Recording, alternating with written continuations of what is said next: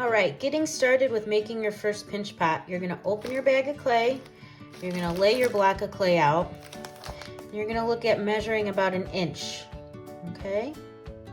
And then you're gonna take that wire tool and slice down. So this is the clay that you're gonna be working with. The rest of the clay, you will bag up. Push the air out and seal the bag. That'll be good for our next project. To start with making your pinch pot, you want to take your clay and gently push it into a ball. You don't really want to fold the clay over and over on top of itself. So I'm going to push it. You can use the table too, just to start to roll it. But then to really get that ball form, you're gonna pat it in your hands. Your hands are naturally rounded and curved, so that will help make your ball into a nice sphere. If you roll it on the table is flat. So then you're gonna get something that looks like that. More of a cone. So then again, we can push it in our palms.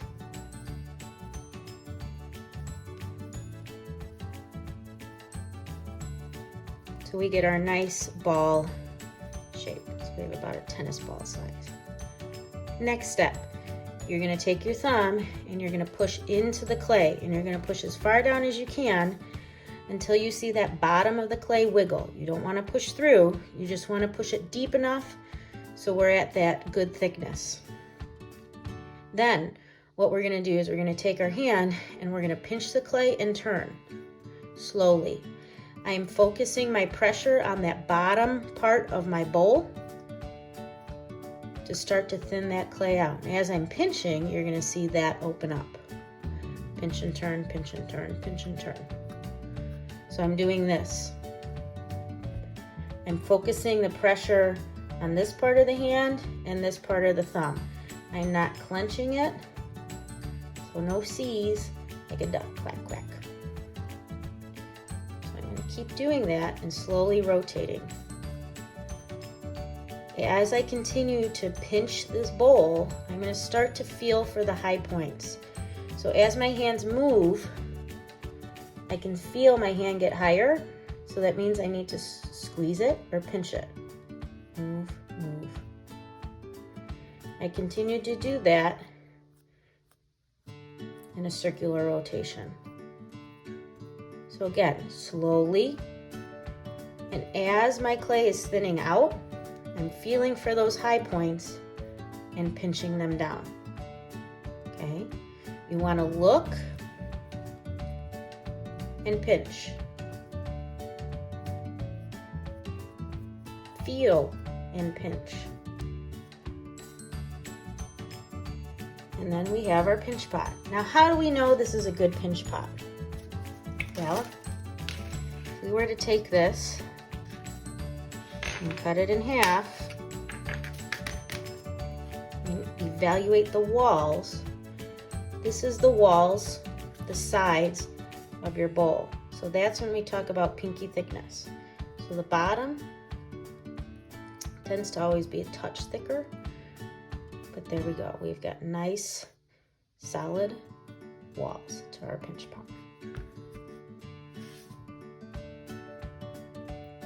Here is another way that I see students tend to make a plate instead of a bowl type of pinch pot. So as you're pinching, I'm taking my fingers and I'm kind of pinching over my thumb. I'm pushing the clay around my thumb as I'm turning. Pinch and turn, pinch and turn, pinch and turn. I shouldn't see this motion. So you're taking your thumb and you're pinching it over your fingers.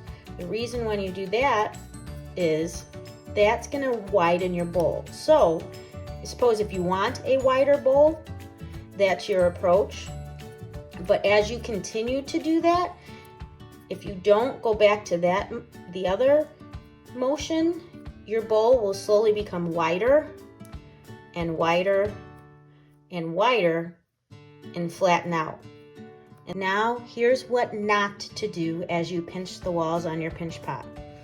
You're gonna see my fingers are clenched. As I do that, I'm creating all sorts of indents. That's gonna mean your walls are not even, your structure is not sound, it could crack as it dries.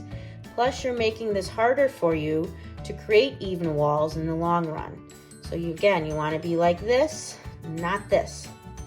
And then the other thing, this I'm going really fast. I'm not feeling the clay.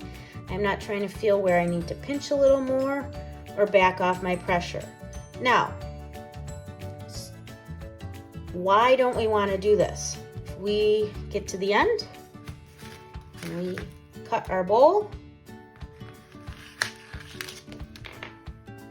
those walls are not even all the way around. So your internal structure is not sound, it's not secure, it's not structurally safe, if you will. So all these little shallow points are weak areas in your pot.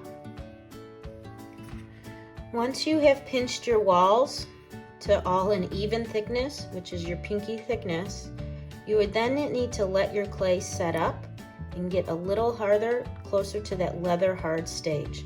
So you're gonna put this aside and we're gonna wait until we can't really wiggle the walls anymore for the next step.